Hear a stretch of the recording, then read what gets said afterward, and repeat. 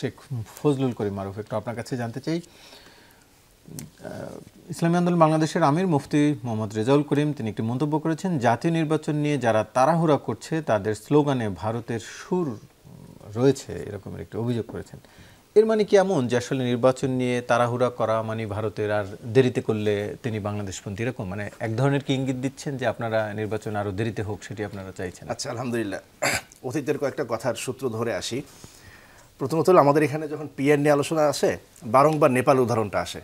আমি এটা আসলে কারণ বুঝি না, কারণ নেপালের ইতিহাস আর আমাদের ইতিহাসের মধ্যে অনেক পার্থক্য।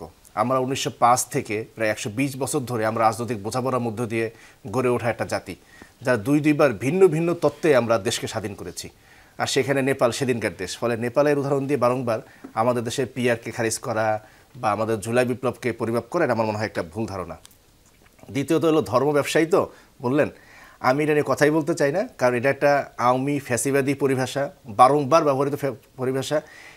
এটা নিয়ে আমরা এতবার বলছি যেটা নিয়ে আর বলতে চাই না, বরং এটা শুনলেই আমার চোখে একটা হাসিনা, একটা হাসান মাহমুদ, একটা অমুক তমুক ভেসে আসে, সরি টু সে। ফলে ওইটা আমি উত্তরই দিতে চাই না।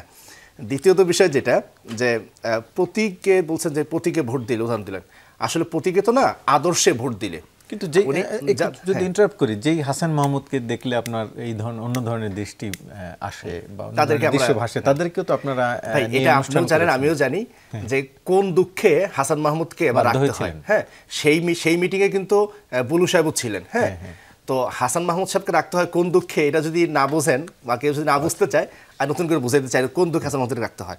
তো এখন যেটা বলা, আসলে আদর্শকে ভোট দেওয়া, তো নবী রাসূল সবাই আমরা একই আদর্শে ছিলাম, ইসলাম, আল্লাহ সার্বভৌমত্ব, আল্লাহর বিধানকে বাস্তবায়ন করা, সাম্য, মানবিক সামাজিক ন্যায় বিচার প্রতিষ্ঠা করা, আদালত ইনসাফ প্রতিষ্ঠা করা। এটার বিপক্ষে গেলেই আমরা তাকে বলি যে তার পরকালটা ক্ষতিগ্রস্ত হবে, জান্নাত জাহান্নাম, তার পরকাল ক্ষতিগ্রস্ত হবে, সেটা বলি। আর নারী স্বাধীনতা বললেন যে আমাদের টক শোতে মহিলা ছিল না, এটা না হয়তো বললাম না, পশ্চিমা সব মাপকাঠি, পশ্চিমা ইন্ডিকেটর, যে নারীকে টক শোতে আনলে নারীর স্বাধীনতা নিশ্চিত হবে। আগে এটাকে তো প্রশ্ন করতে হবে, এটাকে সাব্যস্ত হতে হবে। আমি পশ্চিমের কোনো কিছুকেই বিনা প্রশ্নে আমি মেনে নিতে পারি না, কারণ পশ্চিমের সাথে আমাদের ইতিহাস নিপীড়নের ইতিহাস, আমাদেরকে নির্যাতনের ইতিহাস। এখন আপনি যেটা আরেকটা কথা বলে আসি, যে আমরা প্রার্থী দিছি 300 আসনে, আমরা প্ল্যান বি, এটা আমরা শেষ পর্যন্ত পিআর নিয়ে যাব, কিন্তু যদি পিআর না দেয় আমরা কি মাঠে মারা যাব না, সে প্ল্যান বি হিসেবে আমরা নির্বাচনে থাকব, কারণ মুমিন তার সব ধরনের প্রস্তুতি রাখে, আমরা সে প্রস্তুতি রাখছি।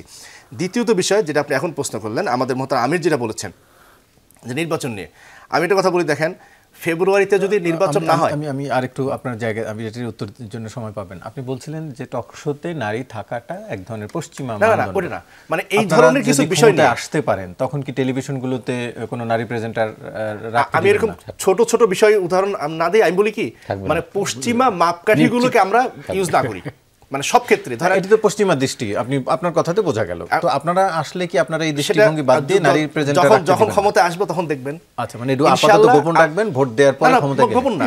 আমরা যদি আমরা কোনো কিছু গোপন রাখি না, আমরা যদি সে বলার থাকতো সাহস করে বলে ফেলতাম, তাহলে ভোট পাই আর না পাই বলে ফেলতাম, কিন্তু সেটা যেটা তখনকার বিষয় আমরা সেটা তখনই রেখে দিই। কিন্তু মূল কথার বাইরে রাখেন যে কোনো কিছুই পশ্চিমকে হুবহু মাপকাঠি হিসেবে আইনেন না। দ্বিতীয়ত যে প্রশ্ন এখন আসছে যে নির্বাচন নিয়ে, আমি বারবার বলি ফেব্রুয়ারিতে নির্বাচন না হইলে যে বিপদ হবে, ফেব্রুয়ারিতে জ্যান্তার নির্বাচন হইলে তার চেয়ে বড় বিপদ হইতে পারে। ফেব্রুয়ারিতে নির্বাচন না হইলে যে বিপদ, ফেব্রুয়ারিতে জ্যান্তার নির্বাচন হইলে তার চেয়ে বড় বিপদ হইতে পারে। কারণ কি, জুলাইয়ের অভ্যুত্থানের প্রধান লক্ষ্য কি ছিল? হাসিনা উৎখাত করা 1 নাম্বার, 2 নাম্বার ছিল দেশ থেকে চিরতরে স্বৈরতন্ত্রকে বিলোপ করা। এখন বাংলাদেশের সংস্কারের যে অবস্থা তাতে, এবং বর্তমানে যে নির্বাচন যে কাঠামো যাচ্ছে তাতে স্বৈরতন্ত্র বিলোপ হচ্ছে না, তাহলে আমরা কি আবারও একটা স্বৈরতন্ত্রকে প্রতিষ্ঠা করব? দ্বিতীয়ত বিষয় হলো, জাতীয় পার্টিকে এখনও নিষিদ্ধ করা যায় নাই, আওয়ামী লীগের বিচার এখনও নিশ্চিত করা যায় নাই। এমন বাস্তবতা যদি নির্বাচন হয়, সেখানে যদি ছলে বলে কৌশলে জাতীয় পার্টির মাধ্যমে আওয়ামী ফ্যাসিজম ফেরত আসে, অথবা অন্য কেউ সুপ্ত ফ্যাসিবাদ যদি নতুন করে প্রতিষ্ঠিত হয়, তার বাংলাদেশের অবস্থা কোথায় যাবে? আমরা কি 24 রক্তে আবার রক্ত দিব? সেজন্য আমরা ওই কথাটা আমি বারবার বলেন যে আগে সংস্কার হোক, বিচার হোক, নির্বাচন হবে।